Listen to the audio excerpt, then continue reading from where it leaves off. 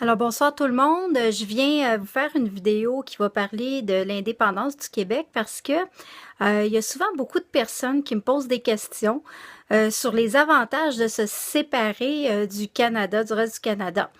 Alors, j'ai décidé de faire mes petites recherches. J'avais déjà mes idées là-dessus, mais disons que j'aime pas parler de choses que je ne comprends pas à 100%.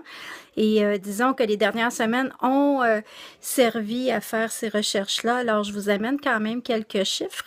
Alors, en se débarrassant de l'Agence du revenu du Canada, on pourrait économiser, nous, au Québec, 666 millions de dollars.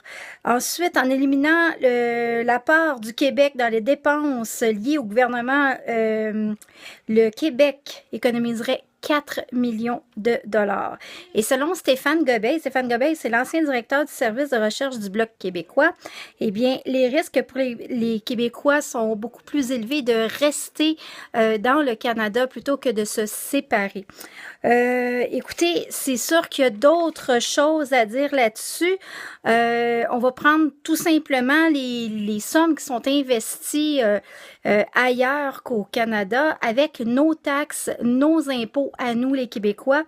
Alors, il y a 4 milliards de dollars qui sont investis dans les ressources énergétiques de d'autres provinces. C'est pas ici au Québec. Donc, 4 milliards de dollars qui nous servent à rien. Ensuite, pour l'armée canadienne, en 20 ans, nous avons dépensé 4,6 milliards de dollars seulement au Québec. Ensuite de ça, le Canada va à l'encontre des valeurs du Québec en investissant dans le pétrole plus de 2 milliards au lieu de se préoccuper de l'environnement. Nous, on veut aller vers l'énergie renouvelable.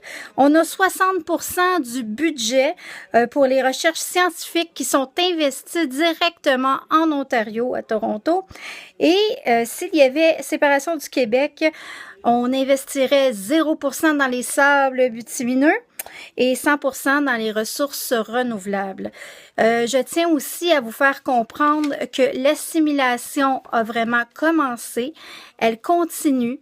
Il n'y a pas beaucoup de Canadiens français. La plupart des gens parlent anglais chez eux, vont dans les commerces et parlent anglais. On vous demande partout de parler anglais, d'être bilingue, quel que soit le travail. Pourtant, au Québec, on a la loi 101. La loi 101, c'est pour l'affichage. Je sais, l'affichage et tout ça, mais c'est aussi pour protéger notre langue. On est supposé de parler français dans tout le Québec et de privilégier cette langue-là et de ne pas exiger aux Canadiens français de parler une autre langue que le français. Nos droits sont bafoués.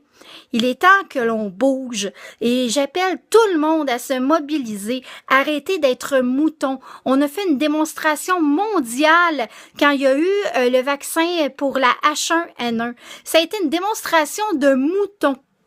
On est les pires moutons sur Terre. On a été le pire peuple à suivre. Pourquoi? Parce que, comme d'habitude, c'est la peur qui nous empêche d'avancer. C'est la peur qui nous régit. Alors, on a tellement, mais tellement peur que les choses se passent mal en se séparant du reste du Canada, qu'on reste là, qu'on suit et qu'on subit aussi. On subit beaucoup.